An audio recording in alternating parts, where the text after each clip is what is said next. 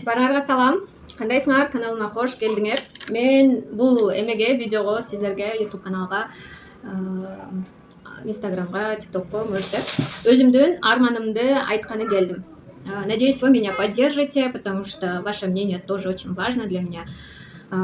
Туркияга турмушка чыгып, чачым аябай аппак болуп кеттиби деген темада сүйлөшкүм келип атат. Эч кимге айтпаган сырымды бөлүшкүм келип атат. Аны даже өзүмдүн жакын адамдарым билбейт, подружкаларым билбейт, дос кыздарым билбейт. В общем, только эки эң жакын адамым билет. Өзүмдүн мамам, анан жолдошум, күйөөм. Экөө реально билет, башка эч ким билбейт айткан эмесин.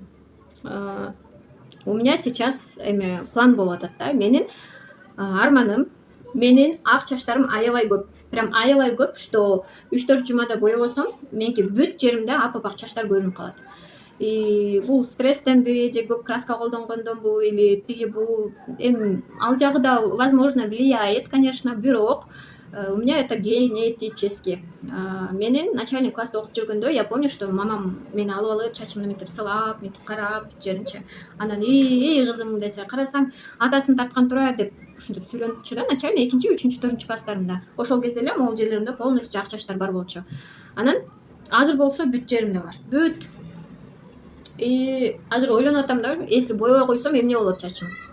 Вот хорошо косый взгляд алам, башка бирөөлөрдүн реакциясы болот.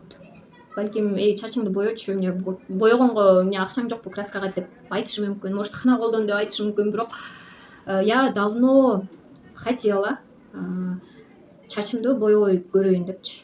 Эмне болот экен деп. Анан чачын боебогон кыздардын кээ бир видеолорун көрчүмүн, даже Инстаграмдан, жанагы Америка, Европада жашагандар бар го, за естественный вид деген. Они же принимают себя таким, каким они есть. И у них вообще нету никаких комплексов.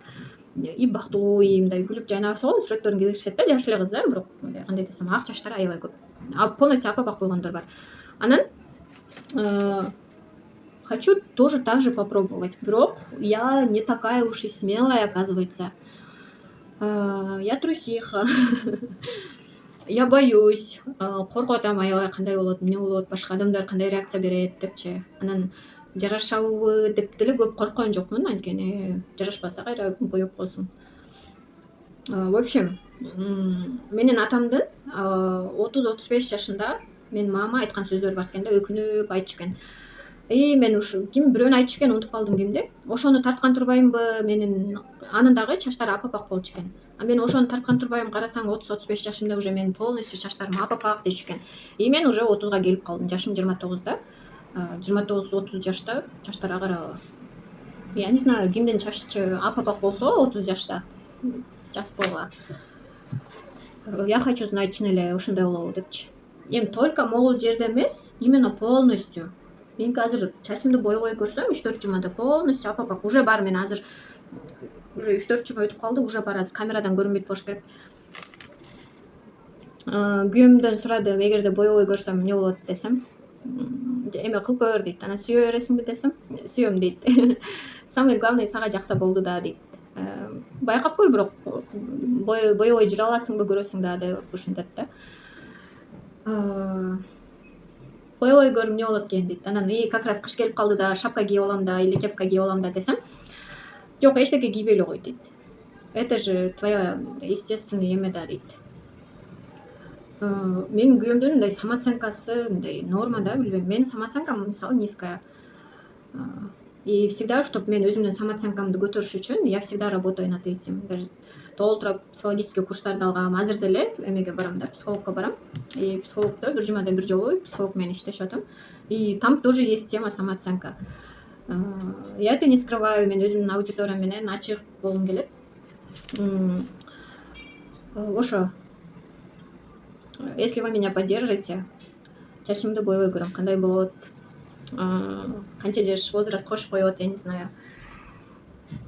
Боебой көрөмбү или дароо эле боеп саламбы эртең эле, билбейм. Боебой көргүм келип атат. Мисалы Турцияда бир актриса бар экен, ошол актриса дагы чачын вообще боебойт экен да. Там сериал уже көрүп эле жүрөсүңөр болуш керек. Ошол сериалда чачтарын жана краска, спрей краскалар бар го, ошолор менен эле боеп коет экен. А так в жизни не красится она. Ал деле ушу жапжаш эле. Анан ошо чачын вообще боебойт экен. Анан ал актрисага да элдер айтат экендей, чачыңды боечу депчи.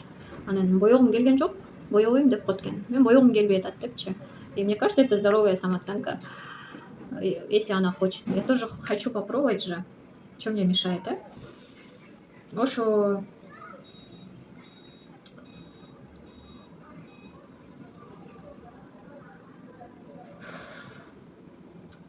ошо эми мен эмне кылып атам ошол жөнүндө сөз кылайлыбы. Мен азыр мондай китеп окуп атам про деньги. Юлия Хадарцеванын китеби. Юлия Хадарцеванын видеолорун ютубтан көрөм, инстаграмдан карайм. Китебин сатып алгам, интернеттен электрондук китептерин дагы окугам. Анан мен мурун дикция боюнча курс сатып алган болчумун. Ошондо менин үнүм өйлө сонун болуп калган да. Короче, меники негизи детский голос. Кичинекей кыздын үнүндөй болуп чыгат. Анан чтоб кайра баштадым. Муну деген мен карандашты алам, оозума коем дагы, таймерди коем 10 мүнөткө, и я читаю книгу. Үнүмдү чыгарып алып, как будто соседний этаж мени угуп аткандай кылып окуйм.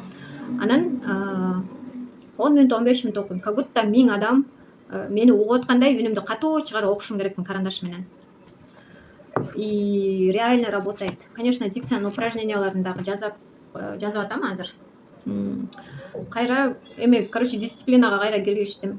Ошого дикциямды да өнүктүргүм келип атат. Анан могу турецкий долманы жейм. Түрктөрдүн жакшы көргөн долмасы. Анан менин каным аябай түшүп кетсе керек. Бирок, конечно, это волоской не влияет, это же генетически все равно. Канымдын витаминдерин заказ кылып ичким келип атат азыр. Бияктын этинин даамы вообще жок. Кыргызстан вообще райда, эттин даамы аябай бар. Бул жакта эттердин даамы жок вообще. Кыргызстандын 5 бармактарын жаза албайсың, бул жактын даамы деле анча болбойт. Может, из-за этого эме болуп кетти, или это возраст.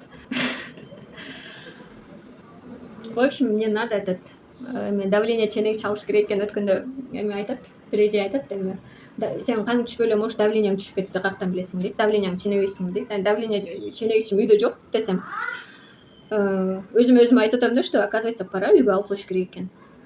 Мен азыр жаткан жеримен эле башым өлө айланып атат. Прям кыздарым экөөтөн кичинекей, анан да суу бер, тигини бер деп ошондо турганда аябай прям башым айланып атат. Анан ошо витаминдерди, кстати, эмне витаминдер, это B12, фолик, фолит B, D3.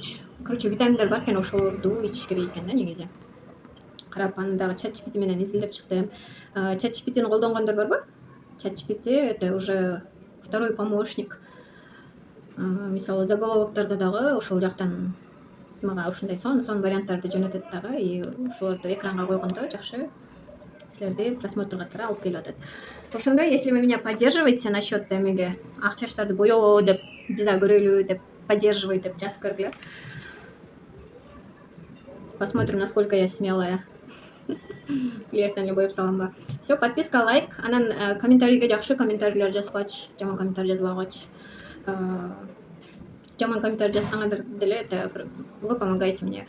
Жакшы комментарий жазсаңар, өткөндө мисалы сурандым эле, жакшы комментарий жазгачы десем, сонун комментарийлер жазсаңар да, көрсө просто сураныш керек экен да. Лайк, подписка и поддерживай жолбосу жакшы комментарийлерден. Кийинки видеолордо көрүшкөнчө сак саламатта тургула. Инстаграмга, ТикТокко дагы подписан болгонду унутпагыла.